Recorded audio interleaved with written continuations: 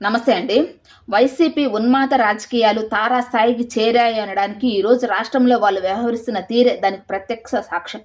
ప్రభుత్వం ఏ పనులు చేసినా కానివ్వండి, విమర్శలు చేసి మరీ దాంట్లో లోపాలు వెతికి మరీ ప్రభుత్వం మీద ఎదురుదాడి చేస్తున్నారు.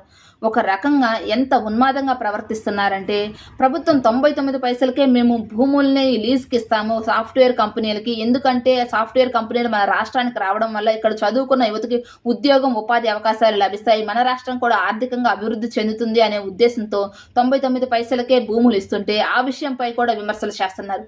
గూగుల్ డేటా సెంటర్‌కి భూములను కేటాయిస్తుంటే ప్రభుత్వము భూములను కేటాయించొద్దు అని చెప్పేసి కోర్టులో కేసులు వేసి మరీ అడ్డుకుంటున్నారు.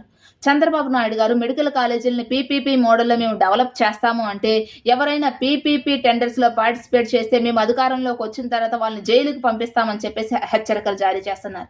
అమరావతి కోసం ప్రపంచ బ్యాంకు నిధులు ఇస్తానంటే, అసలు నిధులు ఇవ్వొద్దు, అమరావతి మునిగిపోయే ప్రాంతం అని చెప్పేసి ప్రపంచ బ్యాంకుకి ఈమెయిల్స్ రాస్తున్నారు.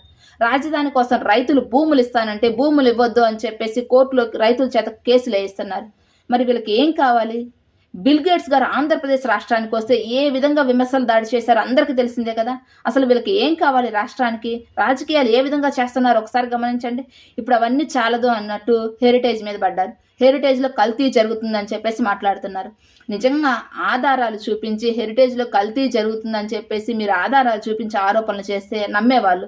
అలా కాకుండా మేము జస్ట్ అలిగేషన్ మాత్రమే చేస్తాము, ఆరోపణలు మాత్రమే చేస్తాము, ఆధారాలు చూపించమంటే ఈరోజు జగన్మోహన్ రెడ్డి గారి మాటల్ని ప్రజలు నమ్మే స్థితిలో అయితే లేరు. హెరిటేజ్ మీద ఈరోజు దాదాపుగా రాష్ట్రంలో 3 లక్షల మంది రైతులు ఆధారపడి ఉన్నారు. డైరెక్ట్గా ఇండైరెక్ట్గా కొన్ని వేల మంది ఉపాధి పొందుతున్నారు. ఇప్పుడు మీరు చేసే రాజకీయాల వల్ల పాపం వాళ్ళందరి జీవనోపాధి మీద దెబ్బ పడినట్లే కదా, వాళ్ళందరినీ రోడ్డున పడేసినట్టే కదా.